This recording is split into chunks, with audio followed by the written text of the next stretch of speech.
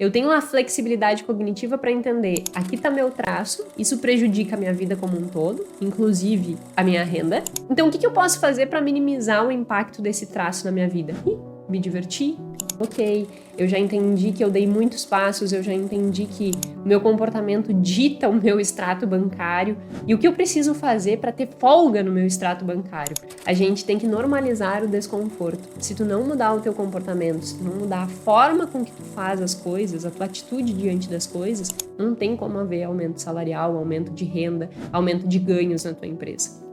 Não tem como tu saber o que precisa ser feito, qual é a tarefa a ser executada, se tu não sabe para onde tu tá caminhando.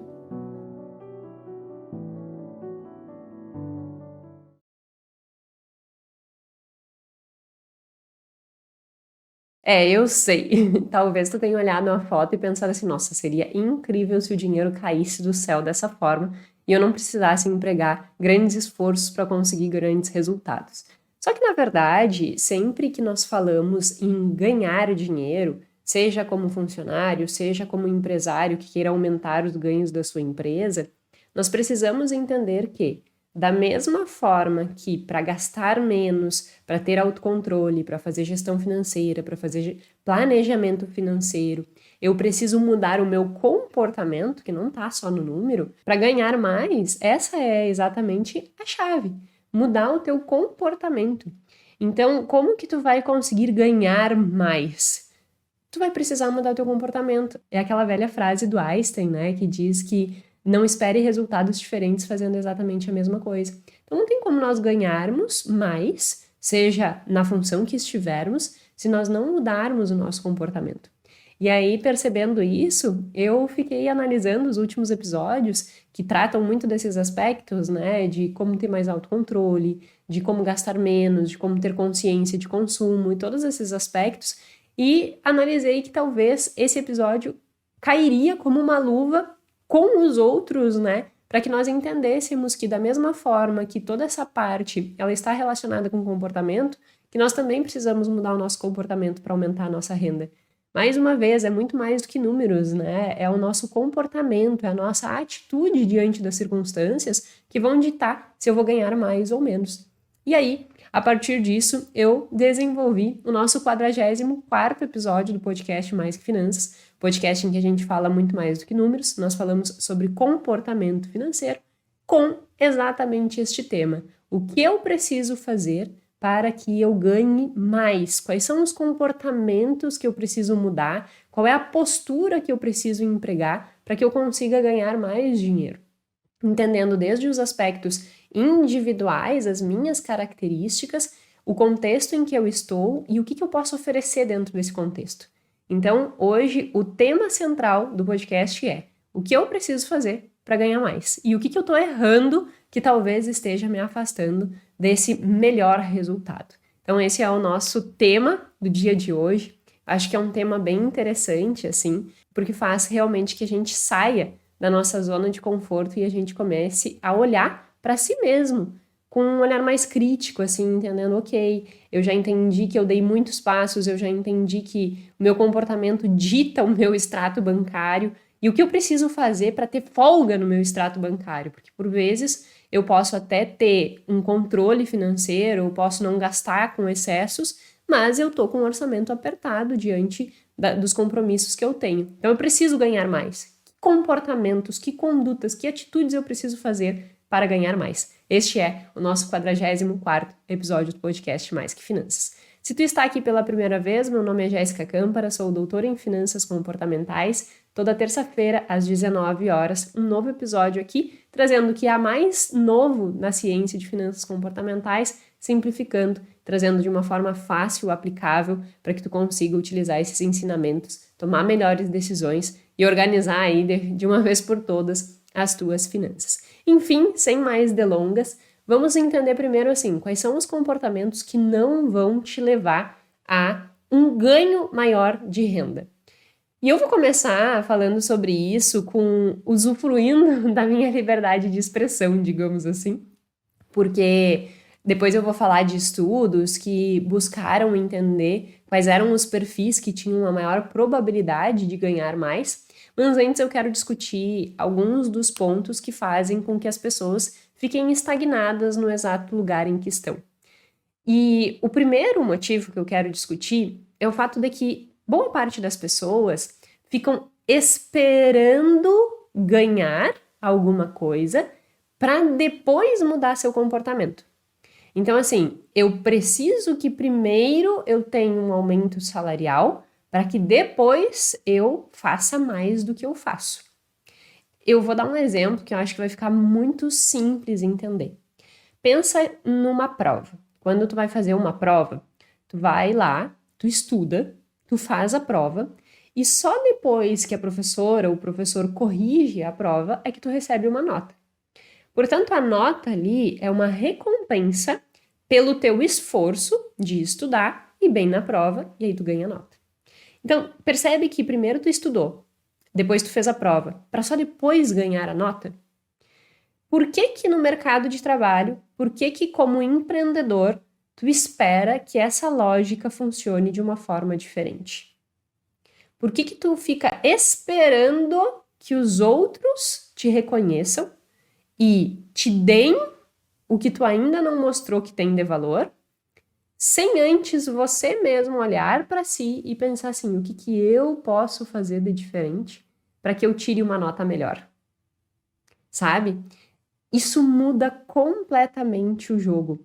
Eu vou dar um exemplo do meu comportamento quando eu estava, e não só, eu vou dar 2 exemplos, né? Exemplo do comportamento quando eu era funcionária e exemplo hoje que eu sou empreendedora, porque não faz diferença nenhuma. Os 2 comportamentos, eles vão te gerar resultados diferentes, independente das circunstâncias em que tu estiver.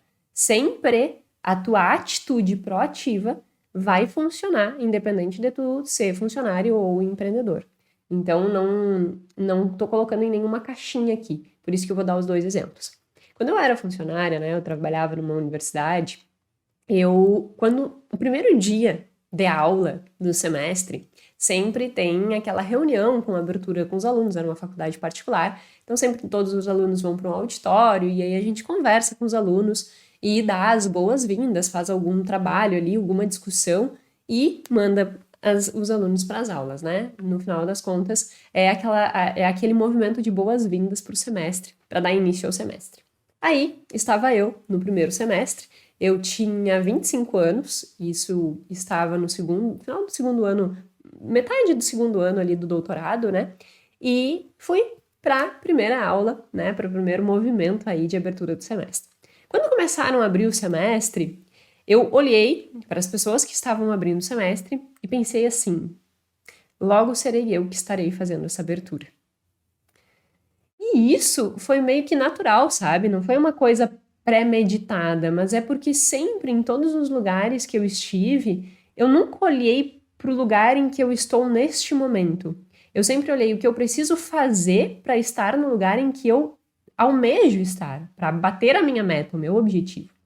E aí eu olhei aquilo ali, me sentei ali naquele auditório, aquele auditório lotado, e disse assim, eu estarei fazendo a abertura desse semestre.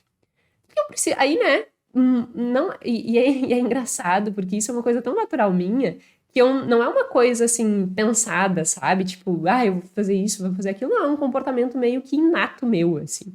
Depois eu vou explicar o porquê que eu tenho essa característica tão forte. Mas aí começou o semestre, e sempre dentro das universidades existem alguns núcleos, por exemplo, o NDE, que é o Núcleo Docente Estruturante, colegiado de curso, CPE, que é onde a gente faz a comissão própria de avaliação, são aquelas pesquisas que os professores aplicam com os alunos para entender qualificação dos professores, avaliação é quase que uma avaliação de desempenho, por professor, por instituição, pela estrutura, uma avaliação de desempenho que os alunos avaliam, né? Avaliam. A avaliação de desempenho que os alunos avaliam ficou ótima. Mas é onde os alunos avaliam como que eles acham que está todos os âmbitos da universidade. E aí, todas essas áreas, elas demandam professores que façam parte dessas comissões. E essas comissões, elas não são pagas. Tu simplesmente trabalha nessas comissões para a construção de uma universidade melhor. E aí, sempre, né, há vagas nessas comissões. Aí começaram, quem é que quer participar da CPA? A Jéssica quer. Quem é que quer participar do NDE? A Jéssica quer. Quem é que quer participar do colegiado de curso? A Jéssica quer. Ou seja, a Jéssica estava em todos os lugares dentro da universidade. E se dedicando como se fosse a pessoa que estivesse coordenando tudo aquilo. O meu comportamento não era passivo, o meu comportamento era ativo. Então, eu comecei a me colocar nessas posições. Coloquei nessas posições e ser atuante. Ah, tem que fazer um relatório da reunião da CPA, uma ata. Quem faz? A Jéssica faz. Mas não era ninguém dizendo que eu faria. Eu me colocava, não, pode deixar que eu faço. Não pode deixar que eu faço. E eu fazia e entregava. Aí passou um semestre, eu tive uma primeira conversa. Minha diretora chegou para mim e disse assim: eu quero que tu assuma uma coordenação. Eu disse, ok. Quando ela me disse isso, eu disse assim, ó, eu tive um primeiro espaço aqui, ao qual eu percebo que se eu me empenhar ainda mais, eu conquisto aquilo que eu tinha almejado, que nesse momento eu nem me lembrava de ser a quem estava fazendo a abertura, sabe? É porque, como eu estava dizendo, é uma coisa meio minha mesmo. Mas aí, quando eu escutei isso, eu disse ok. E aí eu comecei a me portar como se eu já fosse coordenadora. Então, os alunos vinham falar comigo, eu resolvi os problemas dos alunos. Eu comecei a montar grade curricular. Nós não tínhamos um sistema de currículo, assim, que montasse os horários das disciplinas, a alocação de professor. E aí eu comecei a me envolver com isso. E aí eu fazia. Fazia a grade de horários, fazia a alocação dos professores, fazia tudo que era responsabilidade de uma coordenação. No final das contas, não havia outro caminho a não ser ter a coordenação. Porque entende que antes de ter o cargo, né, porque aqui a questão não é o cargo em si, né, mas é um movimento comportamental para chegar lá. Antes de ter o cargo, eu já agia como se eu fosse coordenadora. Eu já cumpria a carga horária, que não era cumprir, né? Porque eu fazia de livre e espontânea vontade, sem ganhar nada por isso. Eu fazia isso, eu cumpria com as responsabilidades de um cargo de coordenador, eu acolhia os alunos, eu atendia as necessidades dos alunos. Então é como se, assim, o meu comportamento fizesse com que fosse inviável, inevitável, me colocar como coordenadora. E isso é uma atitude proativa, sabe? E aí, por que eu tô contando tudo isso? Porque que eu percebo, e aí por isso que eu disse que eu ia usar o meu senso de liberdade para falar sobre isso, e aqui eu não tô falando de nenhuma pesquisa em específica, mas eu tô falando das minhas próprias experiências, tanto como uma pessoa que trabalha, ou que trabalhou, né, com CLT, carteira assinada, quanto uma pessoa que tem hoje a sua empresa. E que também necessita ter estes mesmos comportamentos para fazer com que a empresa cresça. Exemplo, semana passada, retrasada, eu percebi, não, já percebi faz um tempo, né, que nós estávamos com um defeito, digamos assim, que nós precisávamos nos aproximar do time, que nós precisávamos levar e mostrar para onde que nós estávamos caminhando, para que todos nós pudéssemos abraçar juntos, né, esses objetivos e crescer juntos. E eu estava falhando nisso. Então, o que eu fiz? Proativamente, sem ninguém me pedir, eu fui lá, desenvolvi toda uma estrutura de planejamento estratégico para mostrar para o time, chamei todos para discutir objetivos e construir isso. Então, é por isso que eu estou dizendo, independente da posição que tu esteja, o que importa é o teu comportamento, é a tua atitude. E sempre, sempre, sempre que eu tive essas atitudes, eu tive a minha recompensa. Que nesse caso que nós estamos falando é uma recompensa financeira, né? É ganhar mais no final das contas. Então, esse é um primeiro erro que eu queria destacar. Por vezes as pessoas esperam primeiro ganhar para depois fazer. E não é assim que funciona em nenhuma área da vida, seja você empreendedor, seja você funcionário, seja você professor, independente do lugar que tu esteja. Primeiro tu dá, para depois receber. Tem uma frase que diz que o custo vem antes que o benefício. Primeiro tu mostra teu valor, depois tu é recompensado por ele. Aí tu pode pensar assim, Jéssica, mas no lugar em que eu estou, eu tenho me empenhado, e aí cuidado com esse tenho me empenhado. Tu tem te empenhado de que modo? Tu tem feito exatamente aquilo que é tua obrigação, ou tu tem ido além? No meu caso, qual era a minha obrigação inicial na faculdade? Dar aula. Mas eu ia além. Eu ia para os núcleos, eu montava relatório, eu atendia os clientes, eu fazia a grade de horários, eu ia além do que era a minha responsabilidade. O Eduardo Teva, eu até tô lendo um livro dele que fala sobre como fazer as pessoas experimentarem o seu máximo. Esse livro, um livrinho bem pequenininho, assim, é bem interessante porque ele é bem prático, bem básico, assim, não tem grandes teorias, né, por trás, mas ele é bem prático porque ele é um mega empreendedor de grande sucesso, um grande palestrante, e ali ele fala uma coisa que eu acho muito interessante em relação a isso, né?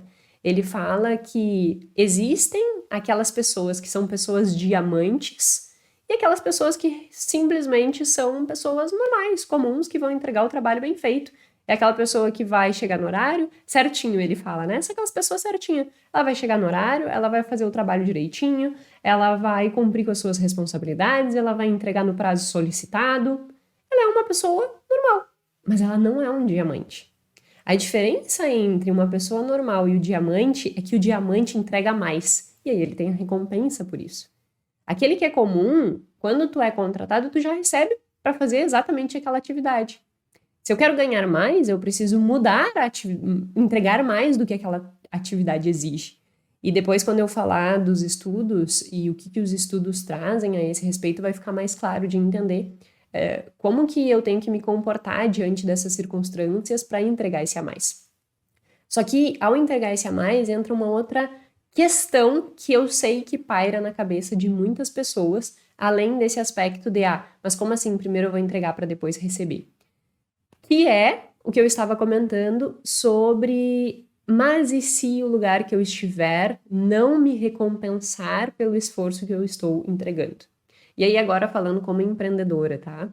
Não existe empreendedor que não queira ver as pessoas se desenvolvendo, as pessoas crescendo e que não tenha o maior prazer em recompensar aquele que realmente mostra o seu valor.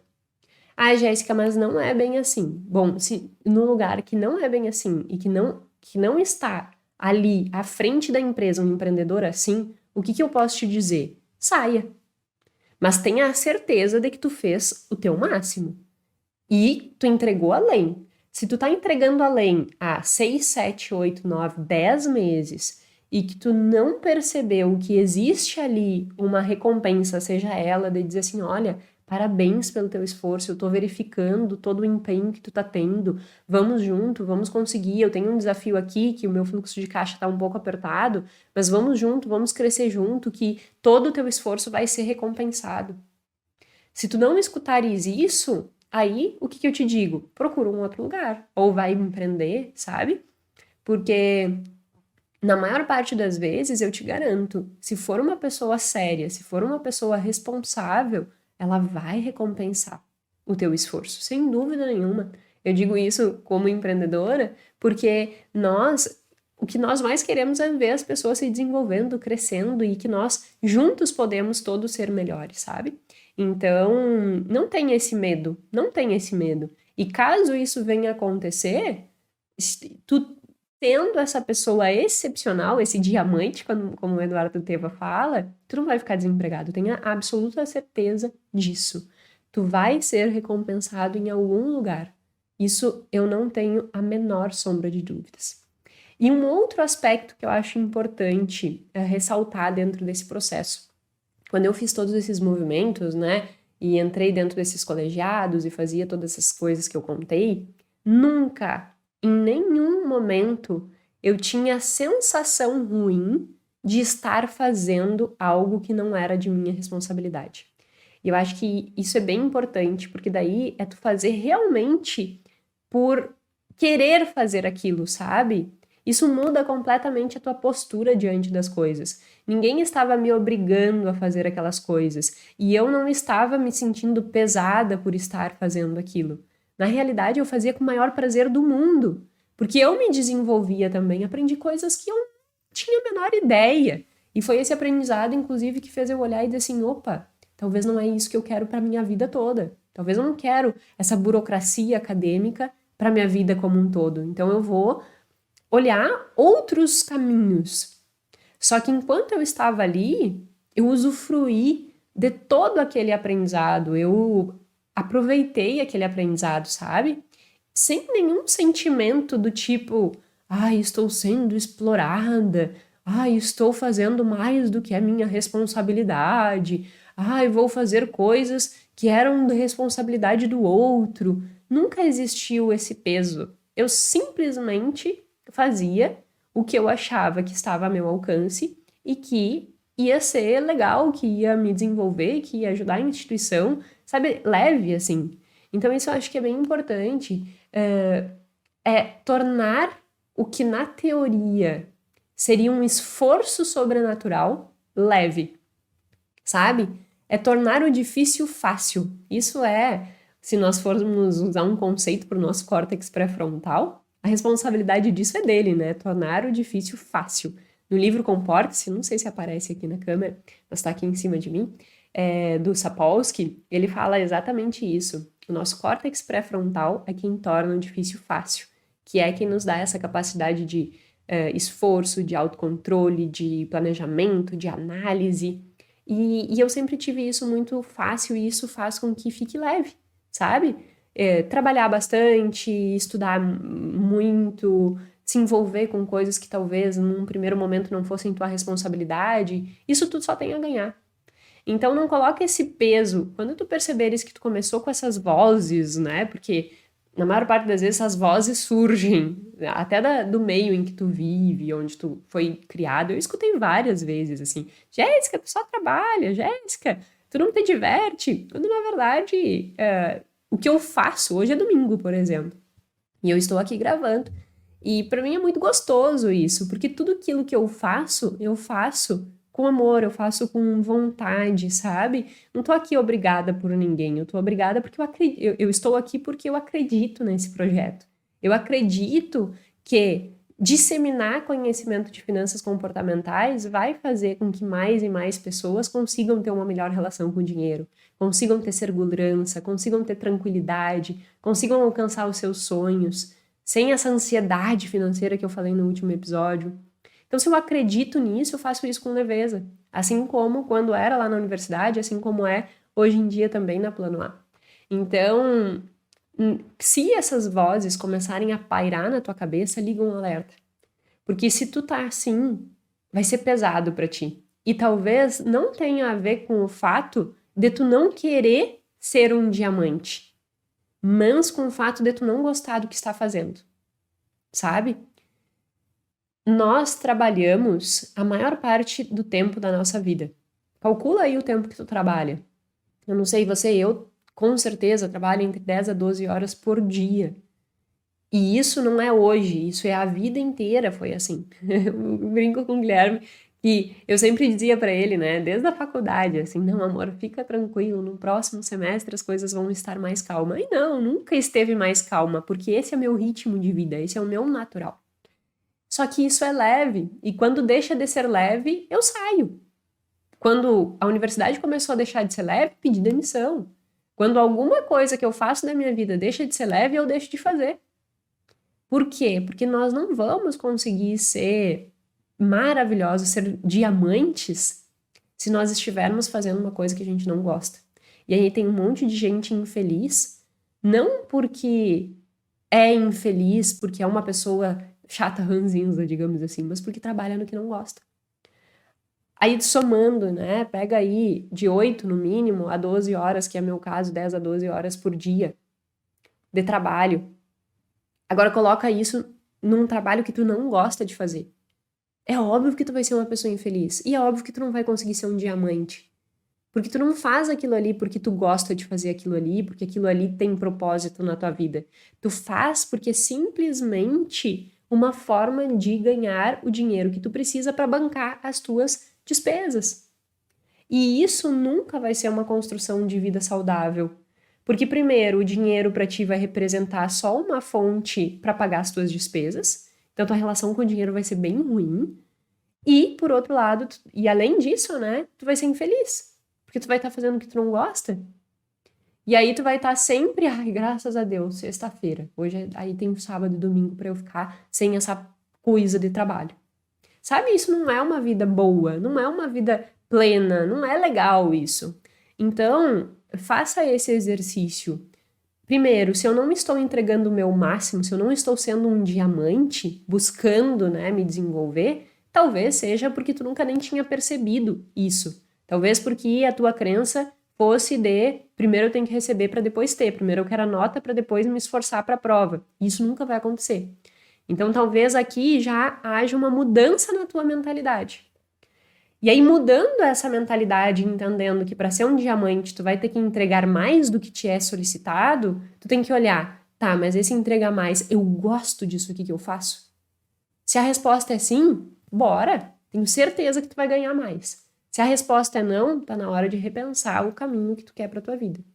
E falando de coração, assim, eu já fiz esses movimentos várias vezes na minha vida.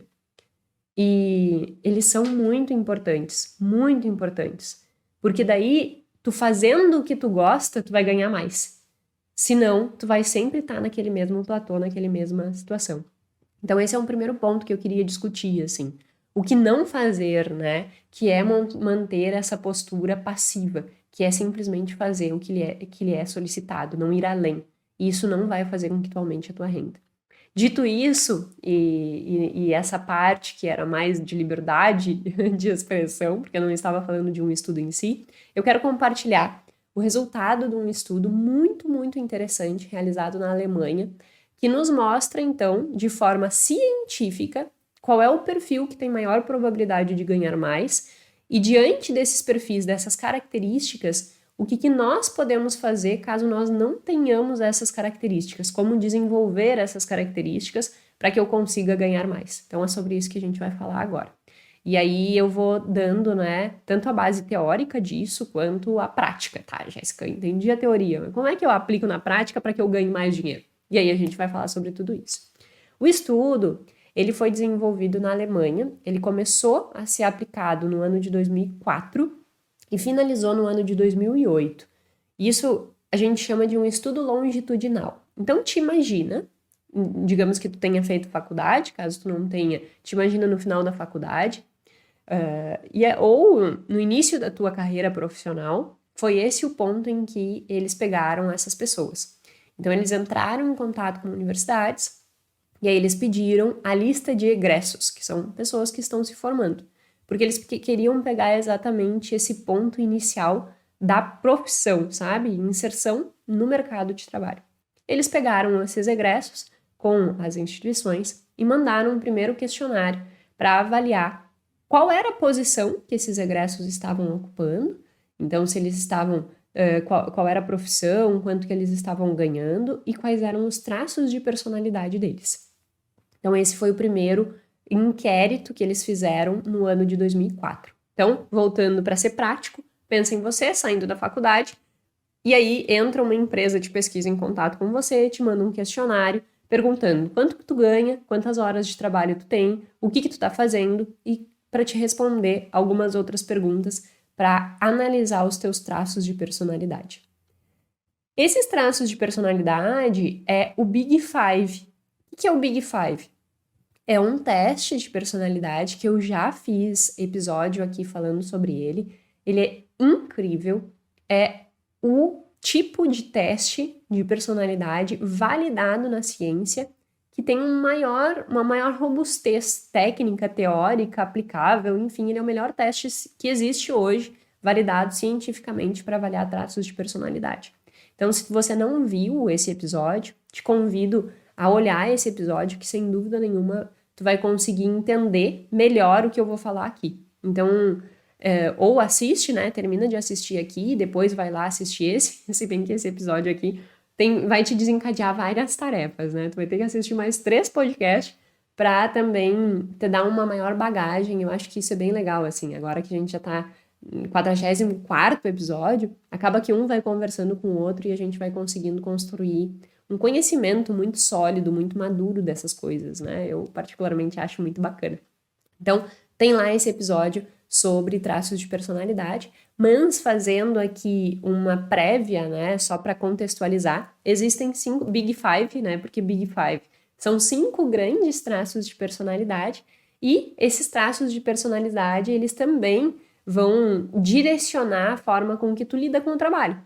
Quais são eles? Eu tenho o neuroticismo, que são pessoas que são mais pessimistas, mais preocupadas, mais ansiosas, que tem o que a gente chama de afeto negativo. São pensamentos mais pessimistas mesmo, os mais pejorativos. Aquela pessoa que olha muito mais a dificuldade do que os ganhos que teve no mesmo processo, sabe?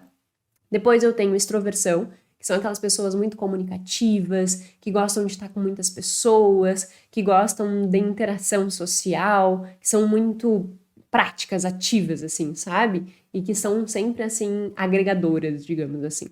Depois eu tenho a sociabilidade ou afabilidade, que são pessoas que estão muito mais preocupadas com o próximo do que, às vezes, com si mesmo. Então, ela sempre vai olhar o que eu posso ajudar, o que eu posso fazer, o que eu posso... Essas são aquelas que têm afabilidade. O quarto é conscienciosidade ou realização, que são aquelas pessoas disciplinadas, organizadas, metódicas, que gostam de metas. Então, essas pessoas são bem focadas. E, por fim, o abertura a novas experiências, que são aquelas pessoas que buscam sempre estar se relacionando com arte, com coisas novas, querendo experimentar coisas, sabe? Então, isso é abertura a novas experiências. Esses 5 traços foram avaliados nessa primeira fase do processo de pesquisa, em 2004. Pessoa saindo da faculdade, entrando no mercado de trabalho, respondeu esse inquérito para entender quais eram os traços de personalidade dela. Feito isso, aí tu pode pensar assim, eu queria saber o meu, tem um link aqui embaixo na descrição, em que eu tenho esse teste disponível para quem quiser fazer. Então, se tu quiseres fazer o teste dos traços de personalidade, pega aí na descrição, e aí faz o testezinho e entenda quais são, né, os teus traços. Lembrando que tu não vai ter um único traço, é sempre a composição desses 5.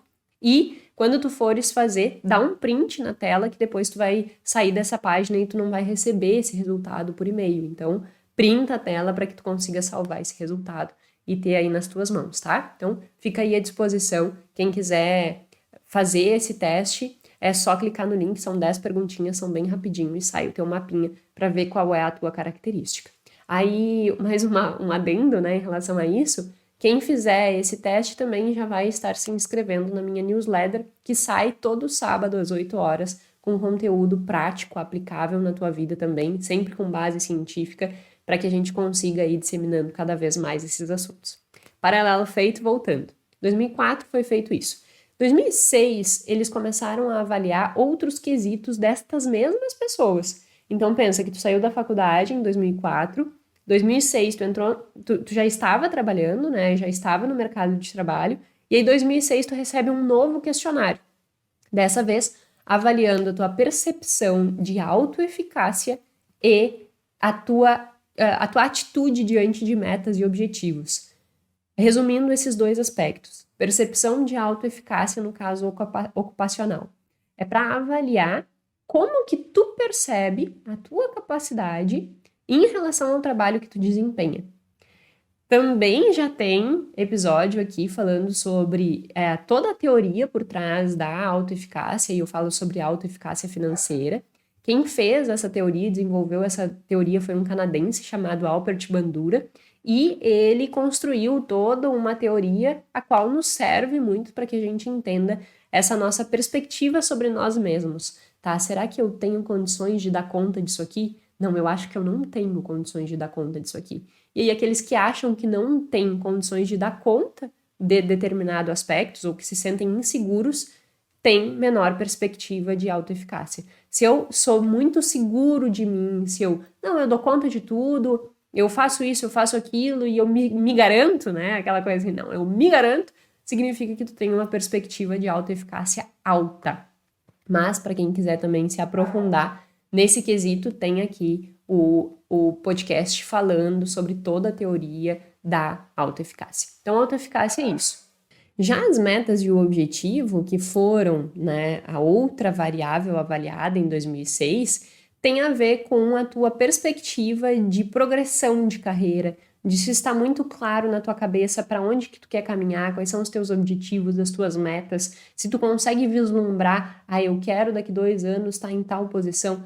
Então, é para avaliar realmente esta capacidade que a pessoa tem de colocar metas e objetivos e desenvolver um plano de ação para alcançar aquilo, sabe? Então, essas foram as duas perguntas, que na realidade não eram duas perguntas, eram escalas, né? Escalas, o que se representa na pesquisa escala? São várias perguntas que juntas avaliam percepção de autoeficácia. Várias perguntas juntas que, num todo, avaliam as questões de metas e objetivos. Então, são 2 instrumentos com várias perguntas que cada um vai avaliar um desses construtos. Esses nomes teóricos são maravilhosos, né? Que são a autoeficácia ou metas e objetivos. Então, isso foi feito no ano de 2006. Já estava esquecendo o ano. Em 2008, eles voltaram a entrar em contato com essas mesmas pessoas para daí captar mais uma vez como que elas estavam do ponto de vista de tempo de trabalho, quanto tempo elas estavam trabalhando, quanto que elas estavam ganhando e outras variáveis também que a gente chama de variáveis de controle, né? Desde gênero, o que elas estavam fazendo em termos de ocupação, a nota que elas tiraram na faculdade, eles também coletaram em 2008. Então, fizeram algumas outras avaliações para controlar o modelo como um todo, para ver se não teria uma outra variável que estivesse influenciando nesse processo.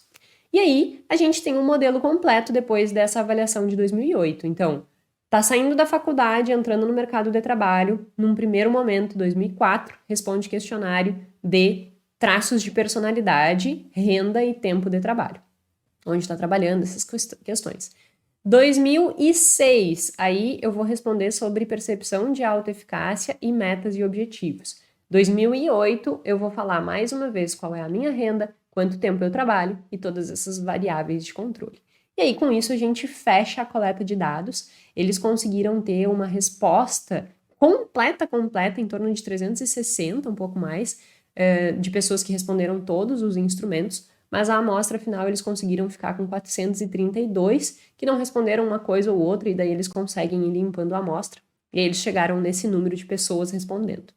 Vale salientar que toda pesquisa longitudinal, que é assim, né, mais tempo, 2004, 2008, ela vai ter uma maior dificuldade de ter uma amostra gigantesca, porque o custo de ter uma amostra gigantesca é muito alto, né, e tu tem que contar com a boa vontade das pessoas de ficarem respondendo ao longo do tempo. A minha tese funcionou assim. Eu fiz uma pesquisa longitudinal durante um mês e foi bem desafiador, assim, porque realmente as pessoas vão desistindo no meio do caminho e tal, não veem a importância que tem aquilo. E a gente acaba perdendo muitas pessoas no meio disso, e aí a amostra fica menor. Mas, nesse caso, ainda é uma amostra bem interessante, né? 432 pessoas ainda é uma amostra bem interessante. Feito tudo isso, eles começaram a chegar a conclusões, rodaram os dados, né, de forma estatística e chegaram a algumas conclusões bem interessantes. Olha só as conclusões que eles chegaram.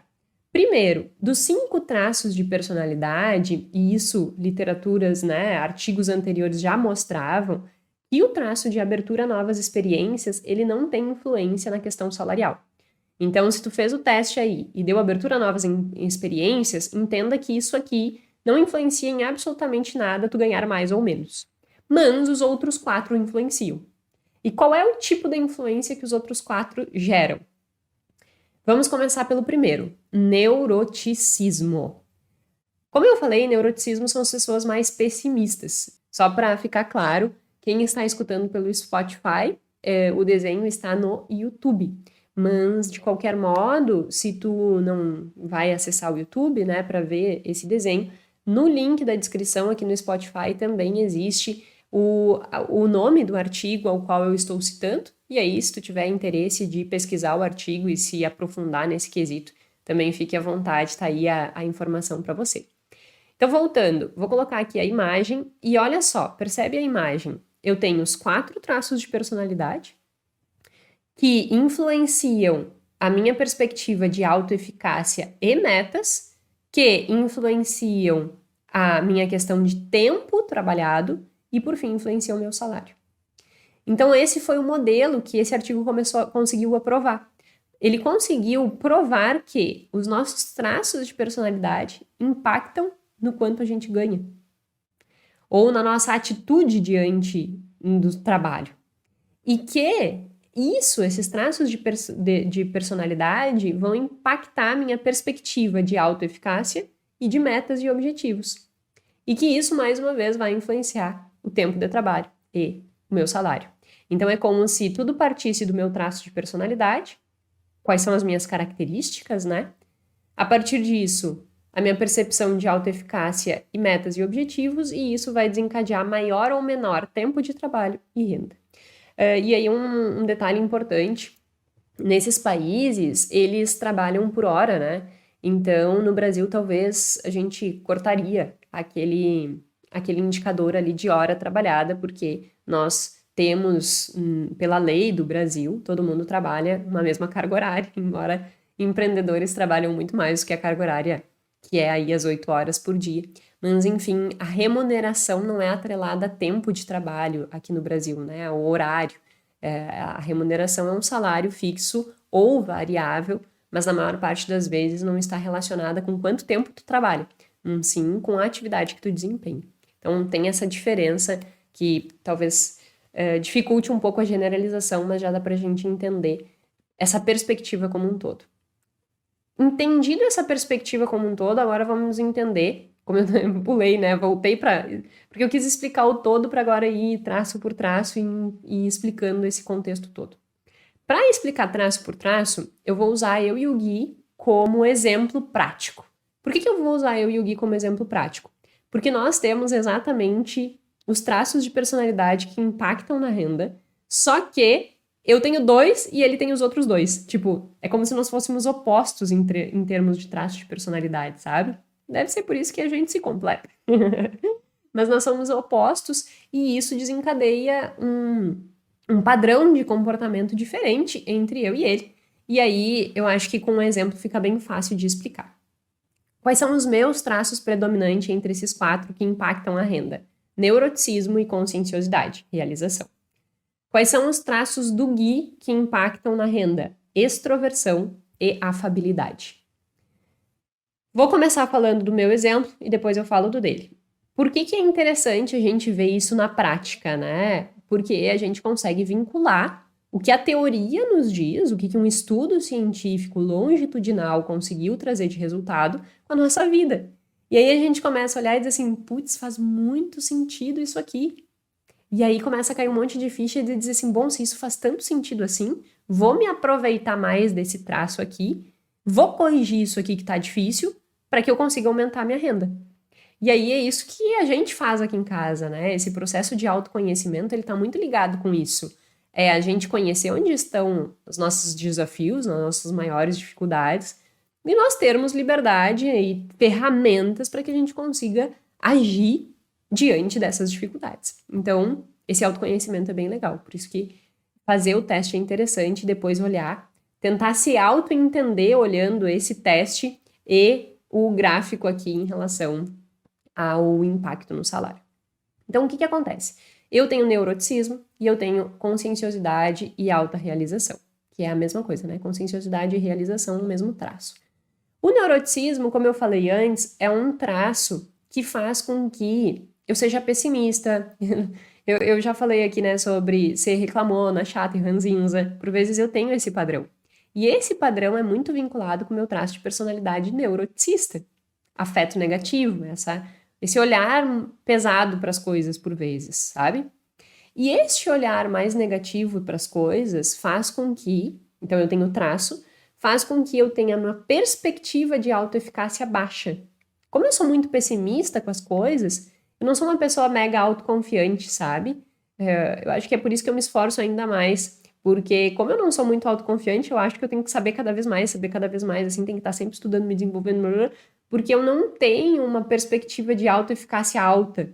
Eu sempre tô olhando e dizendo assim, não. E não é que eu acho que eu não vou dar conta, mas eu não acho que eu sou boa o bastante. É tema de terapia. Mas sempre tem esse contraponto. E isso vem muito desse meu traço de personalidade de neuroticismo.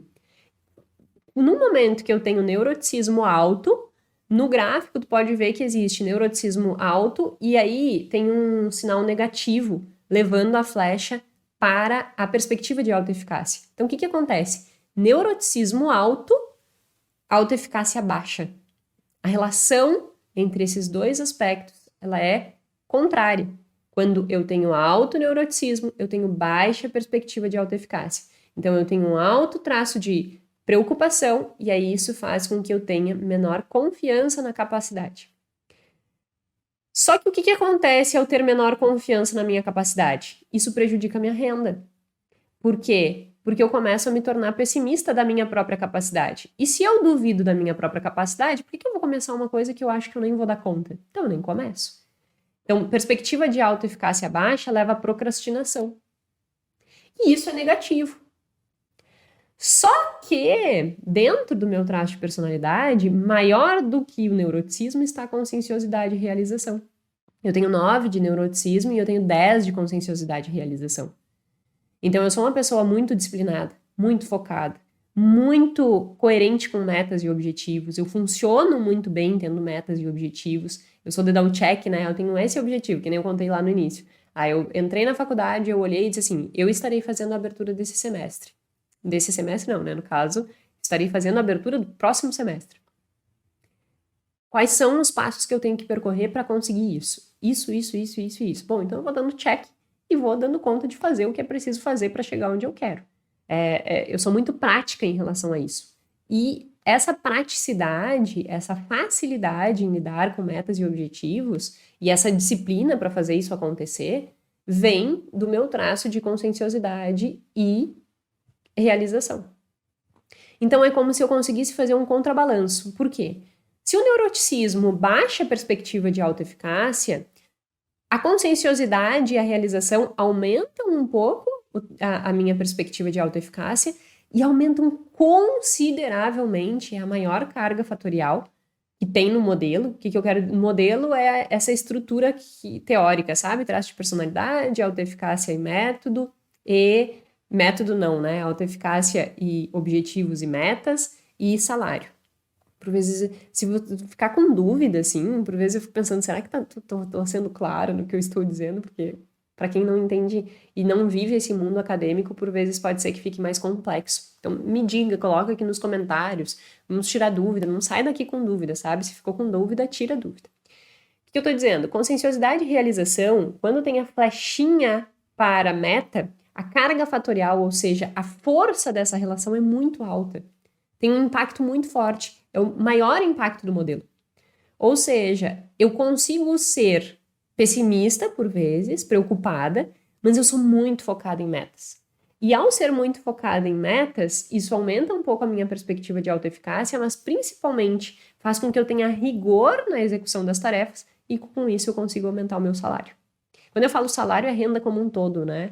Tanto, como eu disse, eu posso aumentar meu salário sendo uma professora dentro de uma universidade, eu posso aumentar hoje meu salário, meu ganho, né, como empreendedora. Então, não interessa o teu contexto, interessa o padrão de comportamento que existe.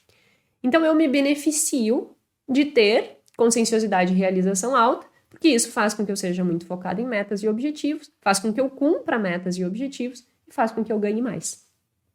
Então, entende que existe ali dentro do meu traço de personalidade um neuroticismo, mas esse neuroticismo, ele é compensado pela minha perspectiva de conscienciosidade, de realização.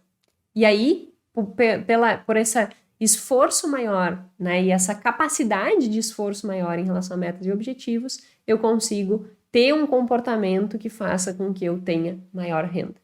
E é legal dizer, né, também tem aqui um podcast que eu falo só sobre metas e objetivos, também sugiro assistir, acho que é bem legal, para embasar essa construção de metas e objetivos para que tu consiga alcançar os teus resultados.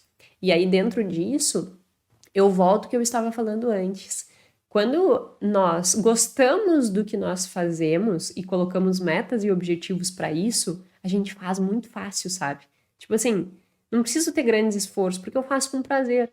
E aí, isso facilita muito o processo. Por isso que não negligencia o que eu falei lá no início, no meio do episódio de hoje, de tu analisar se tu gosta realmente do que tu faz, sabe? Porque se tu gostares, tu vai estabelecer a meta e tu vai cumprir com isso de uma forma muito mais fácil, muito mais leve do que tu fazer o que tu não gosta. E aí não adianta. Se eu não consigo colocar metas e objetivos e eu não consigo cumprir as minhas metas e objetivos, talvez não seja porque tu não tenha elevado a conscienciosidade. talvez seja só porque tu não gosta do que tá fazendo. Então, é importante a gente fazer essa avaliação. E só fazendo um resumo, né, do podcast sobre metas e objetivos, por que as metas e objetivos elas são tão importantes para o aumento salarial? Porque são elas que vão nos dar o direcionamento. A meta, ela consegue fazer com que o teu foco de atenção esteja direcionado para o objetivo que tu quer. E aí, ao ter a tua atenção direcionada para aquele objetivo e executar as tarefas que tu precisa para alcançar aquele objetivo, tu direciona teu comportamento. Direcionando teu comportamento, agindo, né, tu vai conseguir realizar. E aí, quando eu falo de gostar daquilo, tá muito vinculado com motivação. Que é o motivo para entrar em ação, é o motivo para fazer a tarefa. Porque se eu não tiver motivação, que está muito relacionado com esse aspecto de eu não gostar do que eu faço, não adianta eu ter conscienciosidade alta que eu não vou ter motivação suficiente para executar aquela tarefa e alcançar aquele objetivo. Então é bem interessante a gente olhar para isso. Então, esse é o meu perfil.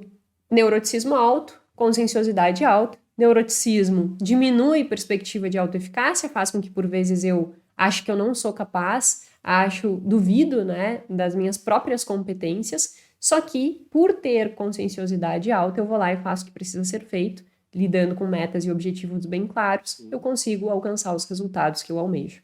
Então esse é o meu traço. Agora vamos para os outros dois traços que estão relacionados com esse contexto também, e que são os traços exatamente do Gui, que é a extroversão e a afabilidade. Por isso que eu disse que eu ia dar os nossos exemplos, porque eles fecham bem direitinho com a construção, sabe, do modelo, e eu consigo dar exemplo do modelo inteiro utilizando nós dois como exemplo. Então, quem fizer o teste e entender que é neuroticista e inconsciencioso, esse nome é péssimo, né? Mas é o que a gente tem, realização, vamos melhorar, vai perceber que talvez tenha características semelhantes às minhas. E aí agora, os que tiverem alta extroversão e alta afabilidade vão perceber que daqui a pouco seus traços têm mais a ver com o Gui. Extroversão. O Gui é uma pessoa que, obviamente hoje menos, porque por conviver muito comigo, a gente acaba ficando mais parecidos, né? Mas ele era uma pessoa muito, muito sociável, que gosta de estar com pessoas. Não, ele gosta, né? Volta e meia. A gente fica muito tempo nos finais de semana sozinho e ele diz assim, ai, amor, vamos convidar uns amigos para fazer um churrasco, vamos dar uma saída, vamos dar uma passeada, sabe? Ele gosta desses movimentos muito mais do que eu, assim, eu sou bem mais caverninha, assim, de querer ficar quietinha em casa, lendo, estudando, é mais o meu perfil. E o perfil dele não, o perfil é mais comunicativo, é mais interativo, tanto é que em eventos, por exemplo, esse ano eu não fui para o FIRE, que é um dos eventos do mercado digital, que é quem a gente atende na Plano A, porque é muita muvuca de gente, é aquela conversalhada para tudo que é lado, sabe, assim, aquele tumulto meio que me perturba. E o Gui adora, vai bem faceiro, claro, volta cansado, mas adora. E isso está muito vinculado com esse traço de extroversão dele. E aí é interessante entender que esse traço de extroversão faz com que ele tenha uma perspectiva de autoeficácia alta. Então o Gui é um cara muito confiante, ele nunca fica com muitas dúvidas, assim, no sentido, a gente quer chegar lá. Ele diz assim, a gente só tá no caminho para chegar lá, mas a gente vai chegar lá, isso é óbvio, sabe? Tipo assim, ele não fica que nem eu, às vezes, com medo, desconfiada, no sentido de, será que vai dar certo? Será que não vai dar certo? Ele diz assim, se nós estamos fazendo o que é preciso ser feito para alcançar aquilo, aquilo vai chegar. Só nós não sabemos exatamente quando, mas vai chegar. Então isso, essa autoconfiança, assim, né, essa confiança na própria capacidade de fazer as coisas e dar certo, vem muito dessa característica da extroversão. Então, extroversão alta, perspectiva de autoeficácia alta. Então, ele sempre tem essa visão positiva das coisas, olhando e diz assim, ó, vai dar certo, vai dar certo. E a gente vai dar conta, sabe? Isso aumenta a perspectiva de autoeficácia e também aumenta um pouco, mas não muito, essa questão das metas e objetivos. Então, é menos, sabe? Tem mais autoeficácia do que foco em metas e objetivos. E aí, isso é uma característica positiva para aumentar a renda. Porque, de qualquer forma, mesmo que a força da associação não seja tão grande quanto a conscienciosidade e realização em relação às metas, mesmo que não seja tão grande, impacta positivamente no tempo de trabalho e no salário. Então, a extroversão é um fator, assim como a conscienciosidade e realização, muito positivo para que as pessoas consigam ganhar mais. E esse é um traço que o Gui tem, que é essa capacidade de se relacionar muito bem com os outros, né? E isso, no meio principalmente profissional e mais ainda empreendedor, é muito importante. Network, a gente chama, né? Que é se relacionar mesmo com as pessoas, fazer trocas, se desenvolver. E isso o extrovertido tem. Então, isso é um traço muito forte do Gui, e isso faz com que ele tenha uma competência aí para aumentar a sua renda. Por outro lado, ele tem muita afabilidade e sociabilidade. O que é isso? É aquelas pessoas que têm uma preocupação muito grande com o outro, que colocam o outro em primeiro lugar, por vezes, até de si próprio. Só que isso faz com que eu tenha uma relação negativa em relação a metas e objetivos. Quanto maior a minha sociabilidade, a minha afabilidade, menor o meu foco em metas. Por quê? Eu não vou me preocupar com a minha meta, eu vou me preocupar com a meta do outro, sabe? E aí isso, por vezes, pode ser prejudicial para o ganho. Então, assim como o neuroticismo prejudica a perspectiva de autoeficácia e faz com que eu ganhe menos, a afabilidade e sociabilidade prejudica o foco em metas e objetivos, porque eu estou olhando muito mais para o outro do que para as minhas metas e objetivos. E isso também faz com que eu tenha prejuízo no meu ganho, nas minhas receitas. Então, da mesma forma que eu tenho um traço de personalidade que se autocorrige, no sentido de eu tenho neuroticismo, mas eu tenho conscienciosidade e realização muito alto, e isso corrige o meu neuroticismo e faz com que eu consiga ter um aumento na minha renda, o Gui também. Como ele é muito extrovertido e muito sociável, a extroversão compensa a sociabilidade. E aí ele consegue também ter um maior ganho lá na frente. Embora o Gui tenha uma dificuldade tremenda em relação a esse foco na meta, sabe? Em relação à determinação, assim, não, eu botei essa meta, eu tenho essa tarefa, eu vou cumprir isso. Ele faz um esforço para isso, coisa que eu, por ter conscienciosidade e realização alta, é natural na minha vida. E aí, por outro lado, não é natural eu estar rodeada de muitas pessoas, conversando, me relacionando, trocando ideias, porque não é natural do meu perfil. E no perfil dele é. Então, esses são dois perfis bem distintos, mas que no final das contas conseguem ter uma perspectiva de aumento de renda interessante. E por que isso tudo é legal de nós percebermos, né? Porque tudo parte das nossas características, tudo parte de como nós somos. Se nós entendermos como nós somos e como manejar essas questões, o que eu tenho de forças, o que eu tenho de fraquezas e como que eu manejo isso para potencializar as minhas forças e diminuir as minhas fraquezas.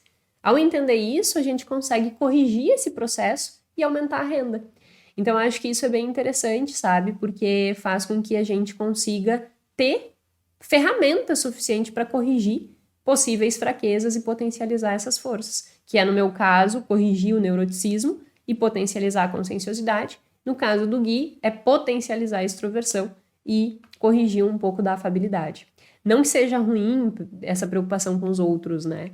Mas eu sempre digo assim, tu não vai conseguir dar água pro outro se tu tá completamente desidratado. Tu tem que tomar a água, estar hidratado, ter condições de ceder a água pro outro. Se tu só ceder a água pro outro sem tu estar hidratado, tu não vai conseguir pro próximo, porque daí tu já tá desfalecendo. Então, é importante olhar para o outro e ter esse senso, mas primeiro nós precisamos estar bem para que a gente tenha condição, inclusive, de ajudar mais o outro, né? Então, esse equilíbrio nesses traços de personalidade eu acho que é bem interessante a gente olhar, entender, perceber, para que a gente consiga ter ferramenta suficiente para lidar com isso. E aí, dito tudo isso, né, e explicar todo esse modelo, como funciona traço de personalidade, o impacto da perspectiva de autoeficácia e metas no aumento salarial, uma outra característica interessante desse estudo foi em relação às notas. Como eles avaliaram também as notas que essas pessoas tiraram na faculdade, eles foram ver se isso tinha um impacto no salário delas. E olha que interessante. No ano de 2004, a nota não teve influência nenhuma no aspecto de salário. Porque eu tô saindo da faculdade agora, eu tenho uma nota alta, mas, assim como meus colegas, não tenho experiência nenhuma profissional. Então, dissolve-se ali, né, os salários diante das profissões que cada um vai estar assumindo, das colocações profissionais que cada um vai estar assumindo. Só que passa 4 anos, 2004 2008, e aí em 2008 eles fazem essa nova relação entre salário e nota na faculdade, e o que eles descobrem é que nesse ponto a nota tem influência. Então, aqueles que tinham maior nota na faculdade, em 2008 estavam ganhando mais. E a justificativa, que eu acho que é uma justificativa muito coerente, é de que a pessoa que ela tira mais nota, na maior parte das vezes ela tem que se esforçar mais. E ela fica mais resiliente, ela fica mais disposta a passar pelas dificuldades e enfrentar essas dificuldades do que aquela pessoa que, tipo, tô nem aí, deixa que eu tiro qualquer nota.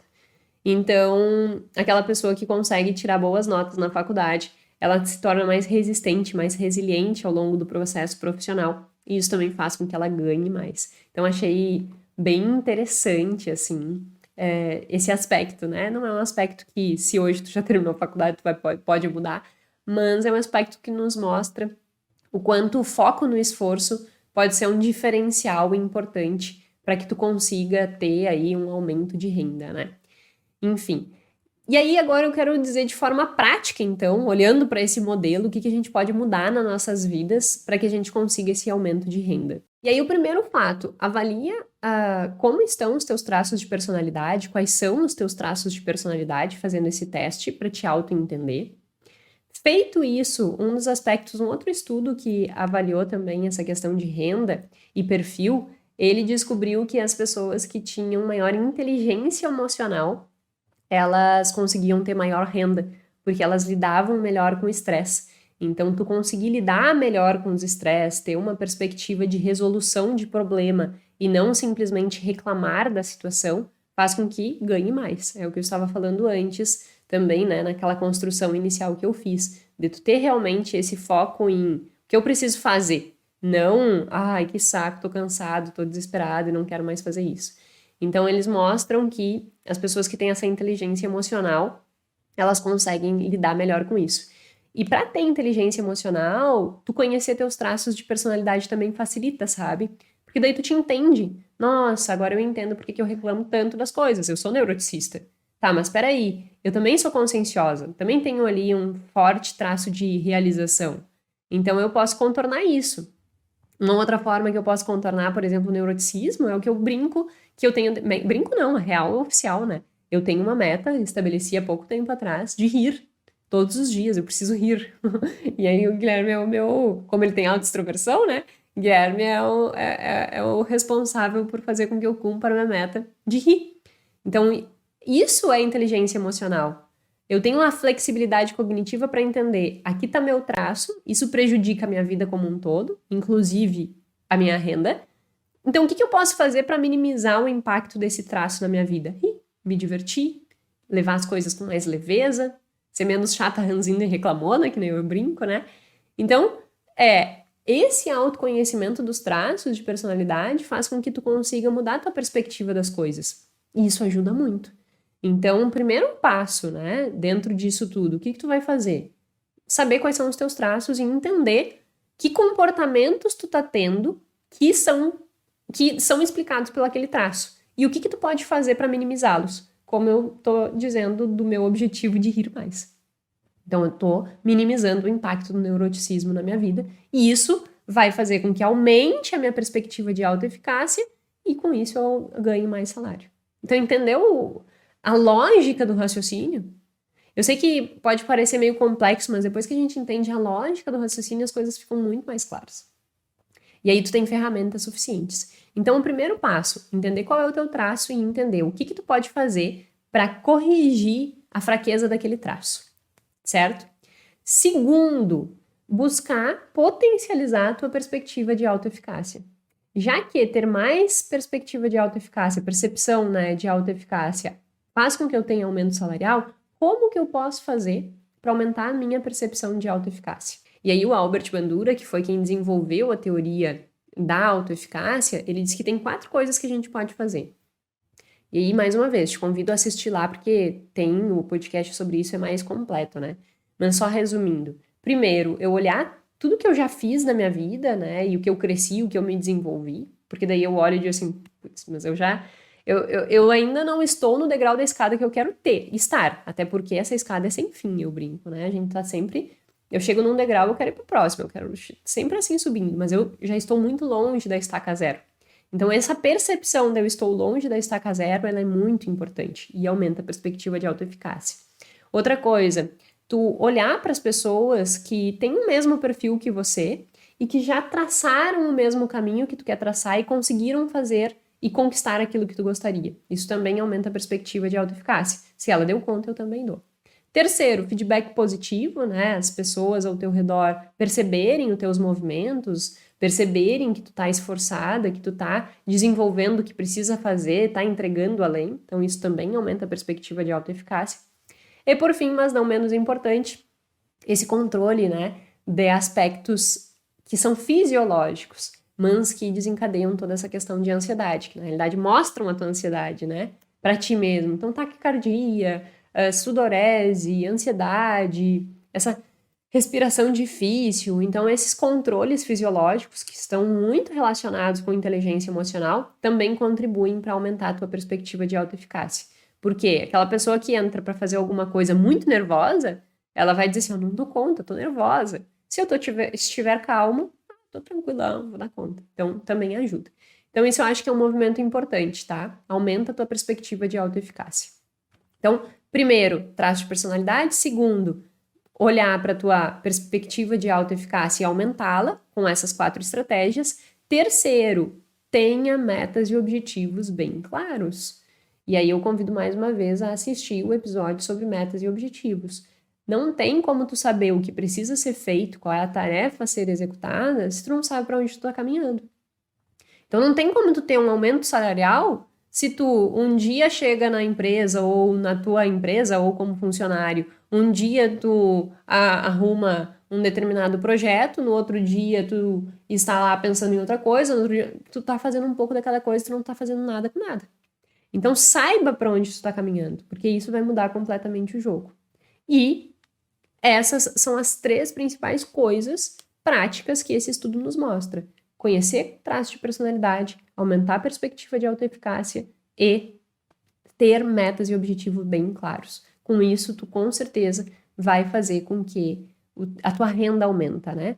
E aí eu agrego isso com esse outro estudo da inteligência emocional, que está muito relacionada com o entendimento dos traços, e o que eu falei lá no início, que é essa questão de esforço, de fazer mais do que lhe é solicitado, de realmente estar disposto a crescer, a se desenvolver e se colocar, se tirar da zona de conforto. Eu brinco que nesse processo a gente tem que normalizar o desconforto, né? Eu não posso estar ali simplesmente, ai, mas aqui tá confortável, e se eu quiser fazer outra coisa, eu vou ter que me esforçar muito, eu vou ter que aprender coisas diferentes, eu vou ter que sair da minha zona de conforto. Só que é aí que tá o crescimento. Então, normalize o desconforto. Faça mais do que normalmente tu faz. E isso, sem dúvida, vai te repercutir num aumento salarial, num aumento de renda.